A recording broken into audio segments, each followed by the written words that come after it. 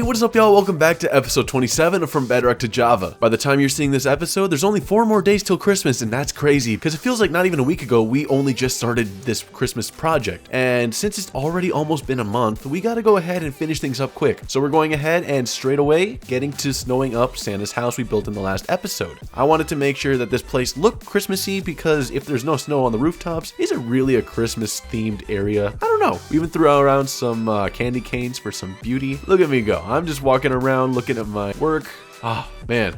I love this build. It really feels amazing. It feels Christmassy. It's festive. I even used some lanterns to make it look festive. In this place, it looks awesome. All things considered, this is one of the fastest turnarounds I've had on a build in quite a long time. Most builds take me a week or 2 weeks. This one took me a couple days, maybe 2 or 3, and that's wild. Like I said, Christmas is only a week away, so let's go ahead and get started. I just wanted to jump back a little bit to talk about how I snowed this roof in. Basically, it was a lot of work. I just had to bring a bunch of snow blocks and snow, whatever they're called, snow carpets. I don't know what they're called, but you can wear them and they're really good because you can have a bunch of different layers. It makes roofing look really cool. And the way you do it is just you want to make sure that you cover up most of the roof with snow, but still have something visible so that way, you know, you can tell what the roof used to look like.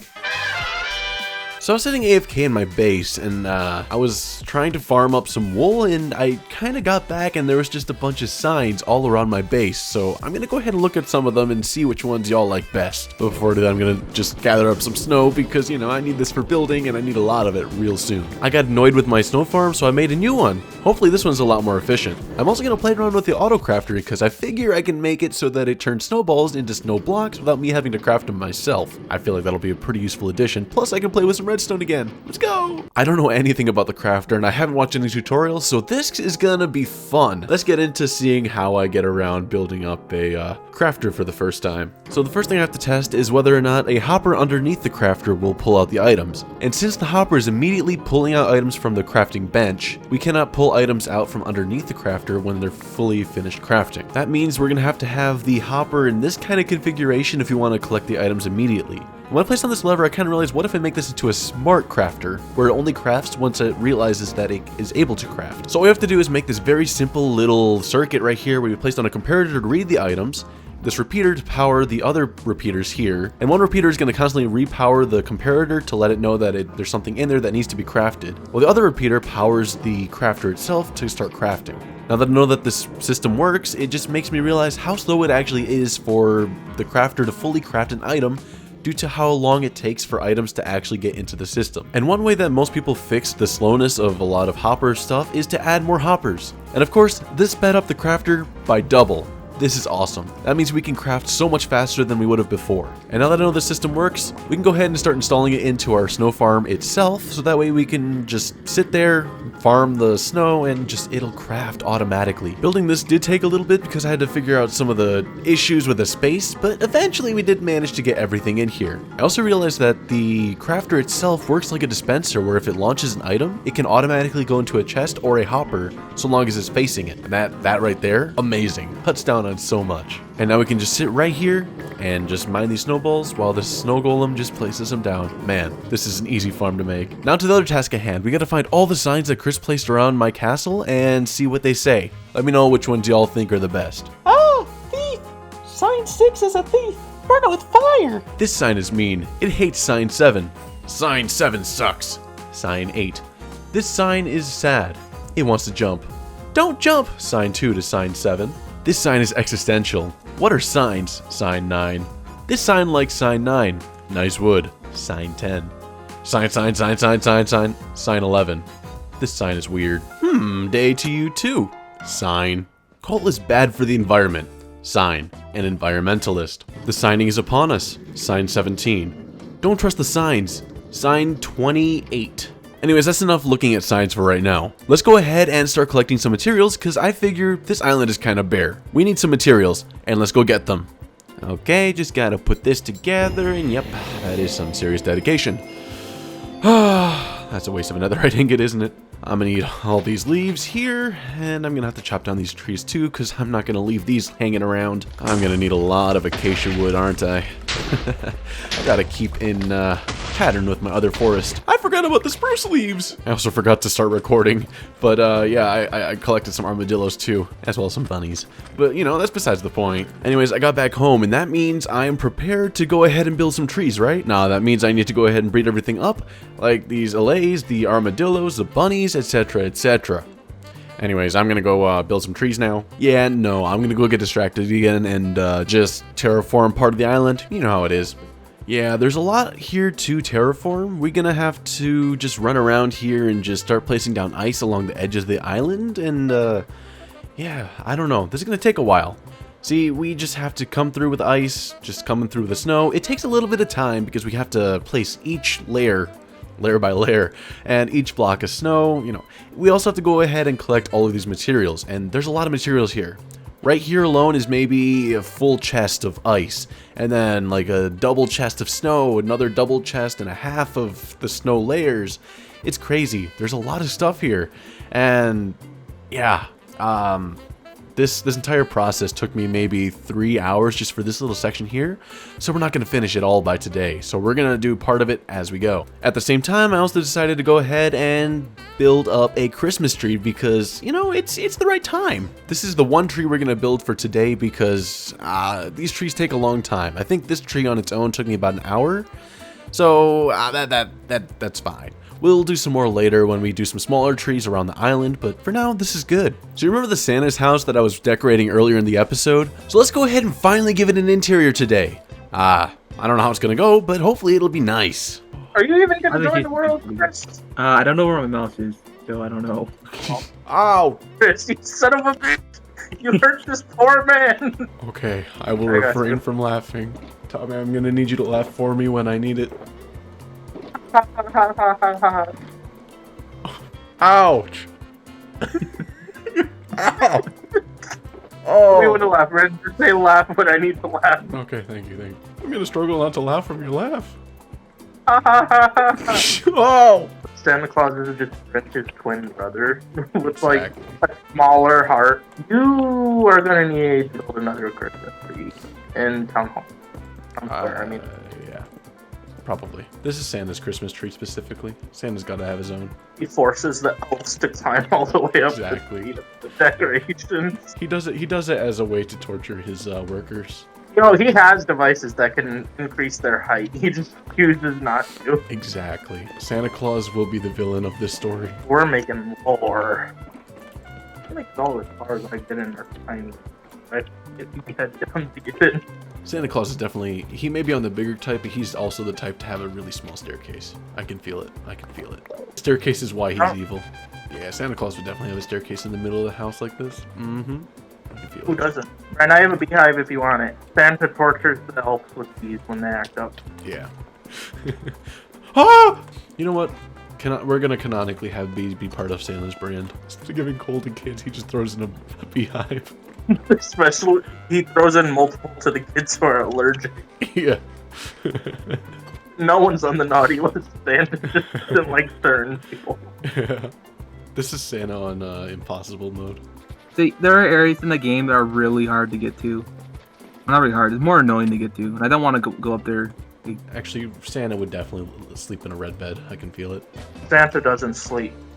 You're right. He watches people sleep. He watches his wife sleep in this red bed. He preys off of people's nightmares.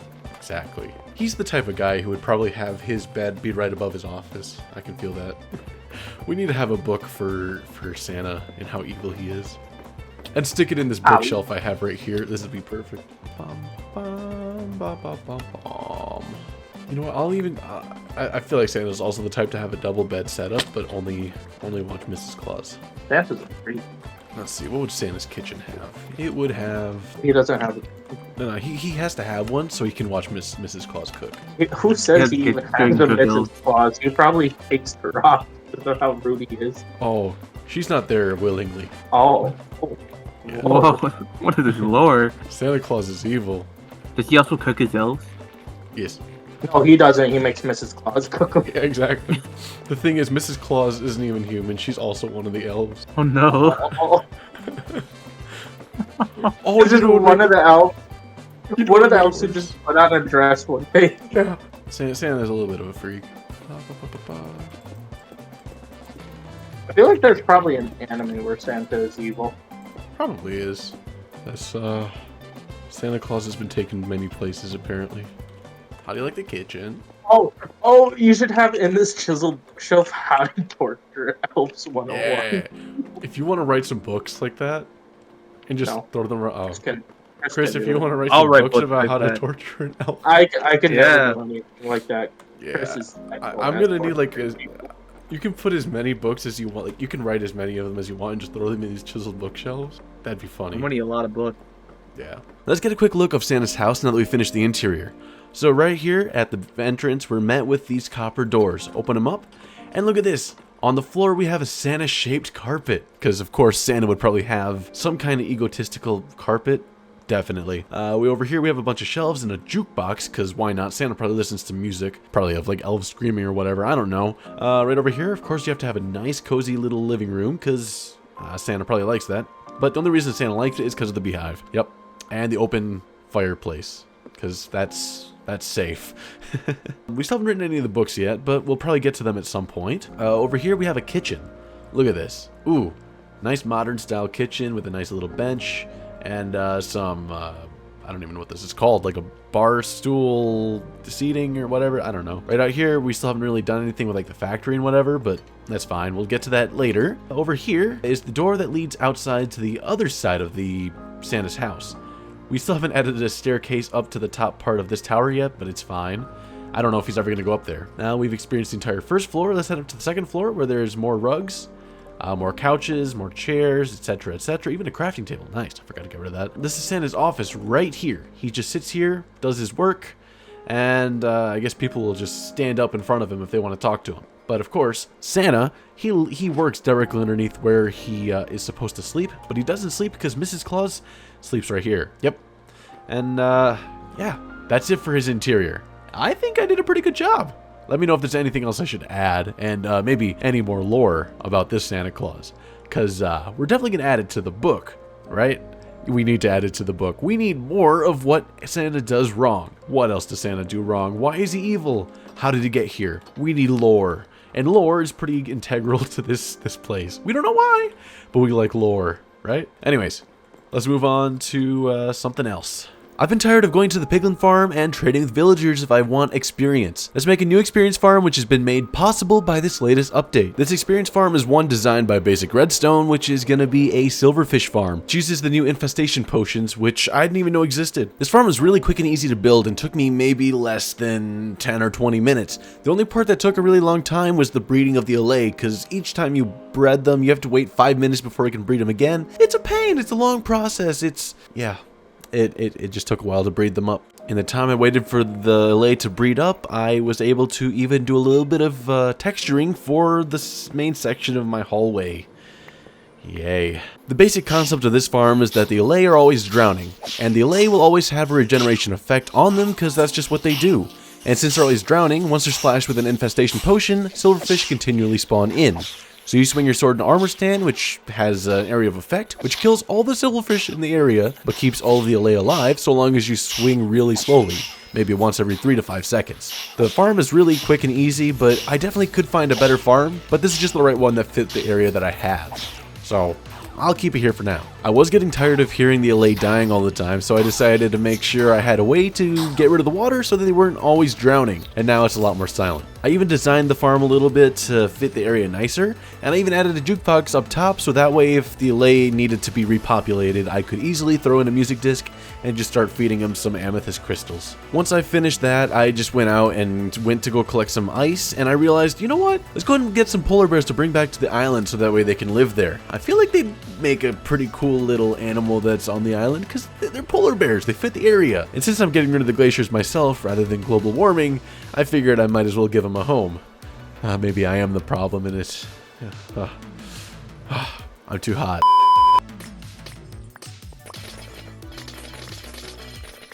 Anyways, for the last part of the episode, I kind of realized that at my castle, there is a section of the area that I've built up for something that I completely forgot about and haven't done anything with since I built this section of the castle several episodes ago. So to make sure that I actually do something with this, I'm going to go ahead and start building up a tunnel to get over to the area, and then digging out the area itself, so that way it's less work for me when I actually want to build something in the area. Now that it's all done, I have to say, I think this area is going to have a lot of fun stuff we can build. It's got a lot of inspirational stuff, and I don't know what I'm going to build here just yet, but surely it'll be something cool.